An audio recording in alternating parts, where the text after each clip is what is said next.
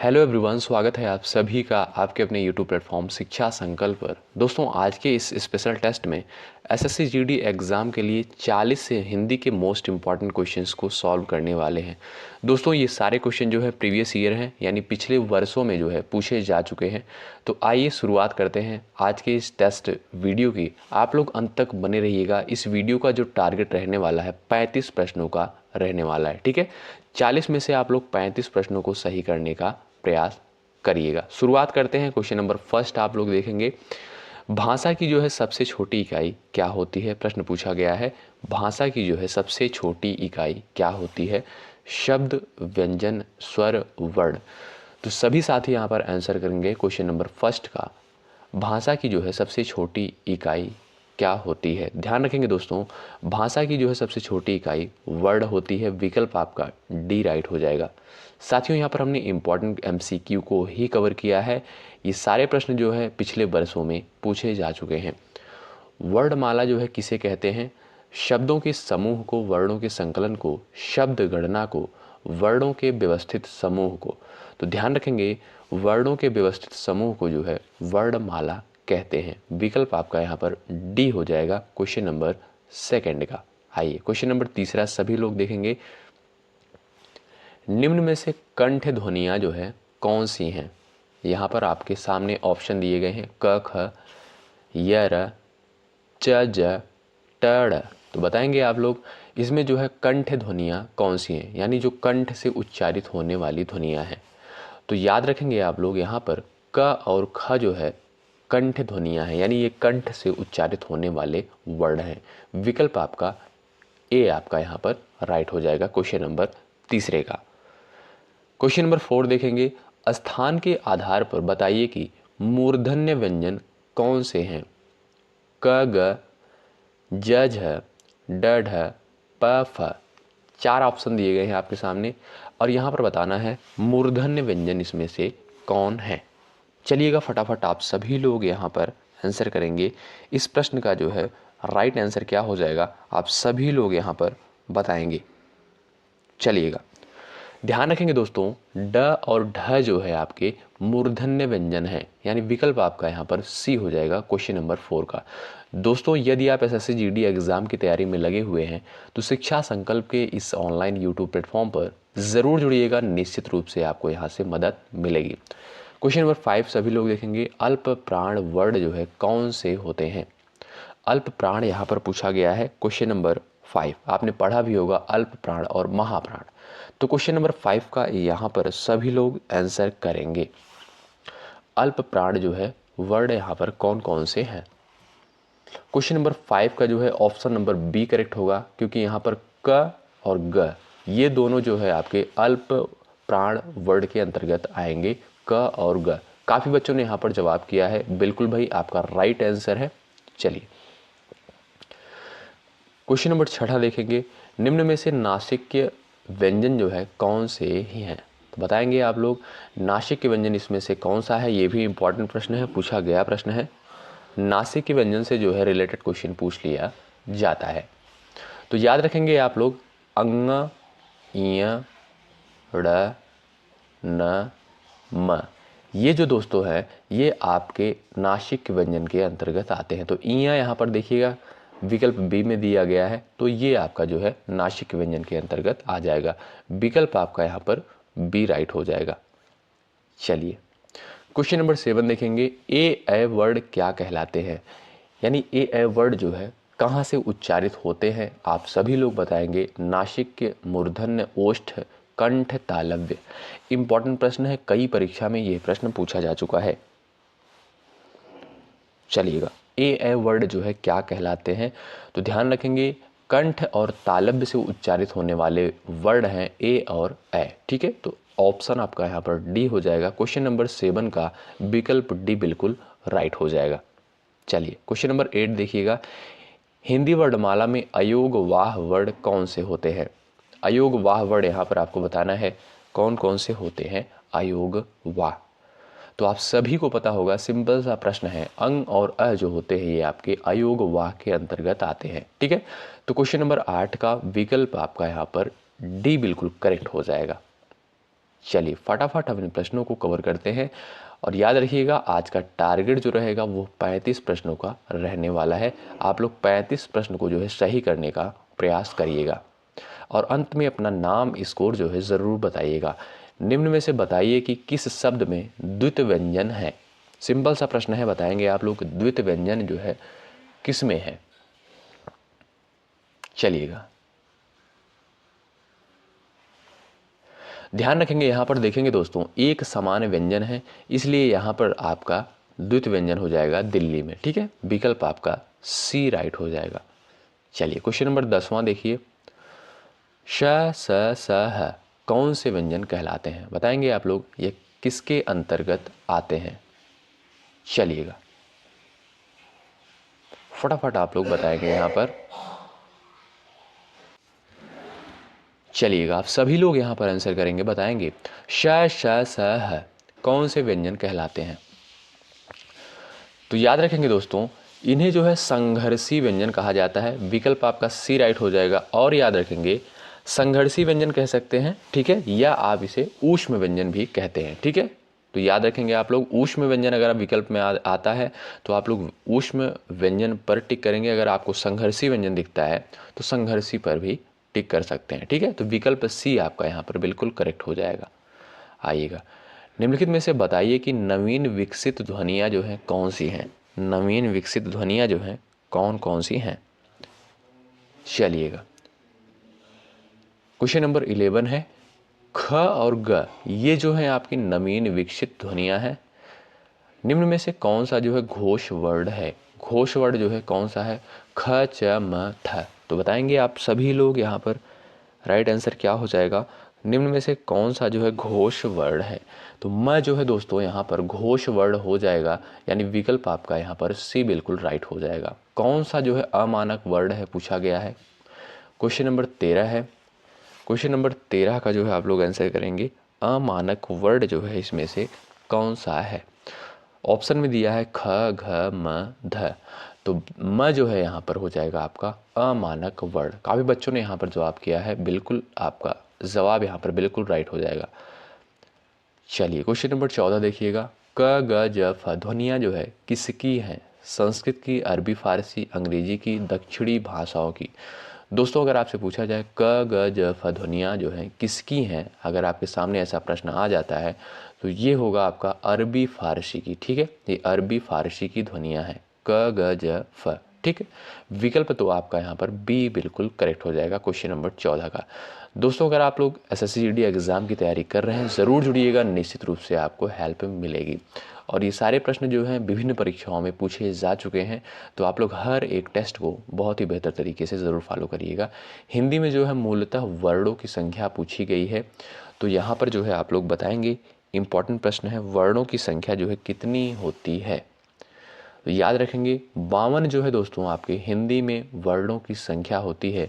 अगर आपसे पूछा जाए स्वरों की संख्या कितनी होती है तो स्वरों की संख्या 11 होती है। और व्यंजन अगर आपसे पूछा जाए, व्यंजन जो है होते हैं आपके 33। ठीक है, 33 आपके व्यंजन, 11 आपकी स्वर होते हैं और 52 जो है आपके पूरे वर्ड होते हैं। ठीक है, हिंदी वर्णमाला में। चलिएगा छह ध्वनि जो है किसके अंतर्गत आती है। इम्पॉर्टेंट प्रश्न है, इस प्रश्न का जो है आंसर करेंगे आप लोग। छह ध्वनि जो है किसके अंतर्गत आती है। याद रखेंगे संयुक्त वर्ण के अंतर्गत आती है। छह जो है किसके योग से बना हुआ है अगर आपसे पूछा जाए तो याद रखेंगे क, उसके बाद श। क और श के योग से जो है छह का निर्माण हुआ है। ये प्रश्न जो है कई बार एग्जाम में पूछा गया है। ठीक है, तो याद रखेंगे क में जो है हलंत लगा है, उसके बाद ये आपका यहाँ पर श होगा ये वाला। ठीक है, तो आपका विकल्प सी आपका यहाँ पर राइट हो जाएगा। हिंदी शब्दकोश में छह का क्रम जो है किस वर्ण के बाद आता है। जैसा कि हमने अभी आपको बताया है क प्लस स से जो है इसका निर्माण होता है, इसलिए क्रम अगर आपसे पूछा जाए तो क वर्ण के बाद जो है आता है, यानी विकल्प आपका यहाँ पर ए बिल्कुल राइट हो जाएगा। चलिए यहाँ पर पूछा गया है अगला प्रश्न, ज्ञ वर्ण किस वर्णों के संयोग से बना हुआ है। ज्ञ वर्ण अगर आपसे पूछा जाए किसके योग से बना हुआ है, ये भी महत्वपूर्ण है, इम्पॉर्टेंट है। इसे भी संयुक्त व्यंजन ही कहा जाता है। तो आप लोग याद रखेंगे संयुक्त व्यंजन जो है इसे ही कहा जाता है। याद रखेंगे आपका छ हो गया, ठीक है, छ त्र ज्ञ, उसके बाद हो गया आपका स्र। ये जो होते हैं आपके संयुक्त वर्ड के संयुक्त व्यंजन के अंतर्गत आते हैं, ठीक है, संयुक्त व्यंजन के अंतर्गत ये आपके आते हैं। और यहाँ पर पूछा गया है ज्ञ वर्ड जो है किस वर्ड के संयोग से बना हुआ है, तो ज प्लस इ से जो है ज्ञ का निर्माण हुआ है। विकल्प आपका यहाँ पर बी राइट हो जाएगा। यहाँ पर काफ़ी बच्चों ने जवाब किया है, बिल्कुल बहुत बढ़िया, शानदार। आप लोग हर एक टेस्ट को ज़रूर देते हुए चलिए। अघोष वर्ड जो है कौन से हैं, यहाँ पर ऑप्शन दिए गए हैं आपके सामने, आप सभी लोग बताइएगा अघोष वर्ड जो है कौन से हैं। यहाँ पर हो जाएगा आपका स जो है अघोष वर्ड के अंतर्गत आ जाएगा, ठीक है। घ का उच्चारण स्थान पूछा गया है यहाँ पर। चलिएगा क्वेश्चन नंबर 20 है, घ का जो है उच्चारण स्थान आप सभी लोग बताएंगे। तो घ का यहाँ पर उच्चारण स्थान जो हो जाएगा कंठ हो जाएगा। विकल्प आपका यहाँ पर बी बिल्कुल करेक्ट हो जाएगा। दो वर्णों के मेल से होने वाले विकार को क्या कहते हैं? चलिएगा भाई बताइएगा, इस प्रश्न का जवाब करिएगा। चलिए तो याद रखेंगे संधि, यानी ऑप्शन आपका है, आपको यहाँ पर ए करेक्ट हो जाएगा, ठीक है। दो वर्णों के मेल से जो होने वाला विकार होता है उसे क्या कहते हैं भाई? संधि कहते हैं। संधि के जो है कितने प्रकार होते हैं, यहाँ पर प्रश्न पूछा गया है, इंपॉर्टेंट है, कई बार जो है परीक्षा में ये प्रश्न आ चुका है। संधि जो है कितने प्रकार के होते हैं, अच्छा, और कौन कौन से होते हैं ये भी आप लोग कमेंट बॉक्स में छाप दीजिएगा। चलिएगा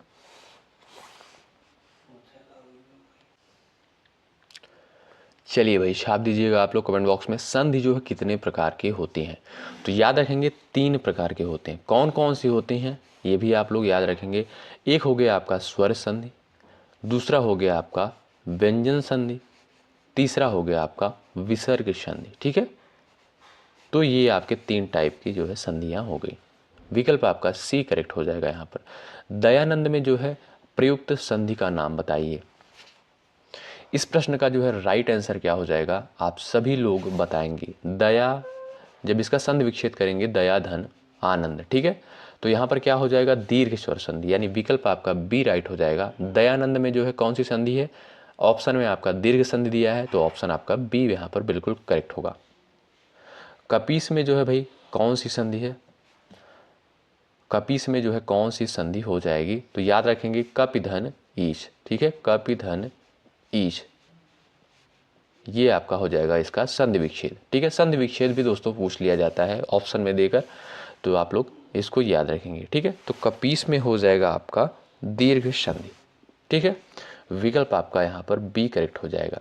सदैव में जो है पूछा गया है कौन सी संधि प्रयुक्त हुई है, ये क्वेश्चन जो है कई बार रिपीट हुआ है।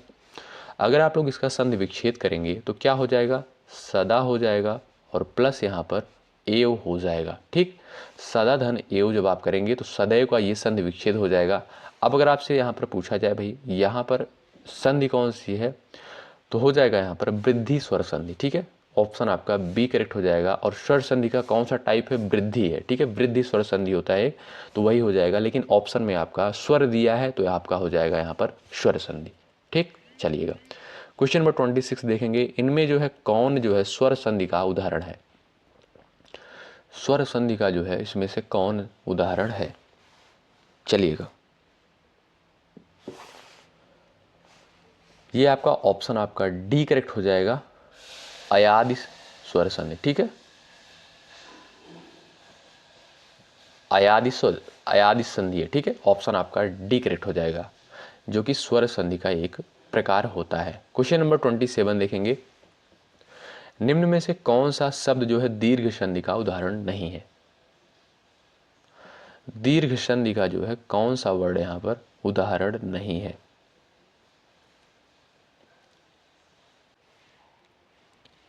दोस्तों इस प्रश्न को जो है स्किप करते हैं, यहाँ पर कुछ टाइपिंग मिस्टेक है। नेक्स्ट क्वेश्चन आप सभी लोग देखेंगे, निम्न में से दीर्घ संधि युक्त पद जो है कौन सा है। आप लोग इसको जो है दैत्यार कर लीजिएगा, तो ऑप्शन आपका यहाँ पर डी करेक्ट हो जाएगा, ठीक है। चलिए दैत्यार ये आप लोग कर लीजिएगा। आइएगा पवित्र में जो है प्रयुक्त संधि का नाम बताइए। पवित्र में जो है कौन सी संधि? फटाफट आप लोग इस प्रश्न का जो है जवाब करेंगे। पवित्र में जो है हो जाएगा आपका यहाँ पर अयादि संधि। विकल्प आपका सी राइट हो जाएगा। काफ़ी बच्चों ने यहाँ पर जवाब किया है, ठीक है। और पवित्र का जो है अगर आपसे पूछा जाए संधि विच्छेद क्या हो जाएगा, तो ध्यान रखेंगे हो जाएगा आपका पोधन इत्र, ठीक है। ये आपका पवित्र का संधि विच्छेद हो जाएगा। संधि पूछा जाए तो अयादि संधि हो जाएगा। विकल्प आपका हो जाएगा सी राइट। इत्यादि का जो है सही संधि विच्छेद बताइएगा। यहाँ पर इत्यादि का सही संधि विच्छेद क्या हो जाएगा? आप सभी लोग यहाँ पर फटाफट आंसर करेंगे। ध्यान रखेंगे दोस्तों, इति धन आदि यहाँ पर हो जाएगा आपका राइट आंसर। विकल्प नंबर यहाँ पर हो जाएगा डी करेक्ट हो जाएगा, ठीक है। ये डी वाला आपका राइट हो जाएगा। इति धन आदि जो है ऑप्शन नंबर डी में दिया गया है। निरर्थक का संधि विच्छेद पूछा गया है। इंपॉर्टेंट प्रश्न है, कई परीक्षा में ये प्रश्न आया है। निरर्थक का अगर आपसे पूछा जाए तो निधन अर्थक, और यहाँ पर संधि कौन सी है? विसर्ग संधि है, क्योंकि यहाँ पर विसर्ग लगा है। विकल्प आपका सी करेक्ट हो जाएगा। ओके, विकल्प आपका सी राइट हो जाएगा। धरेश का जो है संधि पूछा गया है। यहाँ पर संधि विच्छेद क्या हो जाएगा? धरेश का संधि विच्छेद। तो याद रखेंगे दोस्तों, धरेश का जो है यहाँ पर सही संधि विच्छेद होगा। बिल्कुल, बहुत बढ़िया। यहाँ पर काफ़ी दोस्तों का जवाब आ रहा है धराधन ईश, ठीक है। विकल्प आपका सी करेक्ट होगा यहाँ पर। आइए, निराशा का जो है सही संधि विच्छेद क्या हो जाएगा? पूछा गया है निराशा। निराशा का संधि विच्छेद यहाँ पर हो जाएगा निधन आशा, और संधि कौन सी है? याद रखेंगे विसर्ग संधि हो जाएगा, क्योंकि यहाँ पर विसर्ग लगा हुआ है, इसलिए यहाँ पर विसर्ग संधि हो जाएगा। चलिए, महोष्ण का सही संधि विच्छेद बताइए। इंपॉर्टेंट है, कई परीक्षा में पूछा गया है। महोष्ण का संधि विच्छेद क्या हो जाएगा? चलिएगा, फटाफट आप लोग इस प्रश्न का जो है जवाब करेंगे। महोष्ण का जो है संधि विच्छेद क्या हो जाएगा, ठीक है। बताइएगा महोष्ण का संधि विच्छेद क्या हो जाएगा? फटाफट आप लोग यहाँ पर आंसर करेंगे। चलिएगा, बिल्कुल महाधन उष्ण, ठीक है। ये आपका ऑप्शन नंबर डी राइट हो जाएगा। यहाँ पर आशीर्वाद का जो है सही संधि विच्छेद पूछा गया है। फटाफट आप लोग बताएंगे आशीर्वाद का सही संधि विच्छेद क्या हो जाएगा? आप सभी लोग कमेंट बॉक्स में उत्तर छापेंगे। चलिएगा,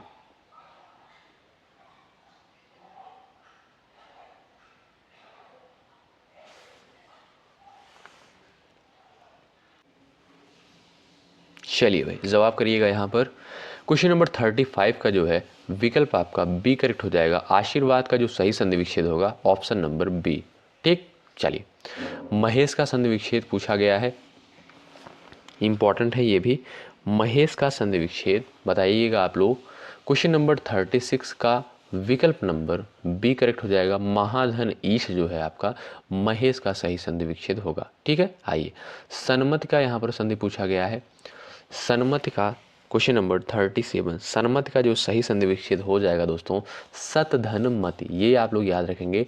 ऑप्शन आपका यहाँ पर डी बिल्कुल करेक्ट होगा। अनुमय का जो है संधि विच्छेद पूछा गया है।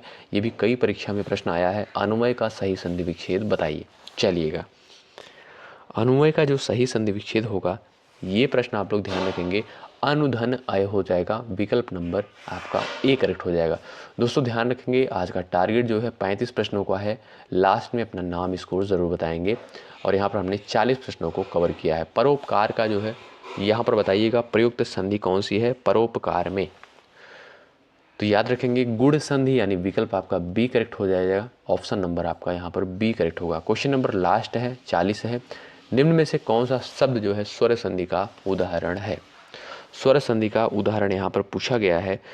तो इस प्रश्न को आप लोग ध्यान रखेंगे। मनंतर में जो है भाई आपका स्वर संधि होगा, ठीक है। विकल्प आपका डी करेक्ट हो जाएगा। दोस्तों हमने यहाँ पर 40 प्रश्नों को कवर किया। टारगेट जो था आज का 35 प्रश्नों का था, 35 प्रश्नों का। अब आप लोग बताएंगे कितने प्रश्नों को आप लोगों ने बिल्कुल करेक्ट किया है। यदि आप SSC GD एग्ज़ाम की तैयारी में लगे हुए हैं, शिक्षा संकल्प के यूट्यूब प्लेटफॉर्म से आप लोग ज़रूर जुड़ें। निश्चित रूप से आपको यहाँ से हेल्प मिलेगी। कोई भी अपडेट आती है आप सभी को सबसे पहले प्रोवाइड की जाएगी। और जितने भी टेस्ट प्रोवाइड किए जा रहे हैं, आप लोग हर एक टेस्ट को फॉलो करते हुए चलिएगा, निश्चित रूप से हेल्प मिलेगी। बहुत बहुत शुक्रिया। जय हिंद, जय भारत।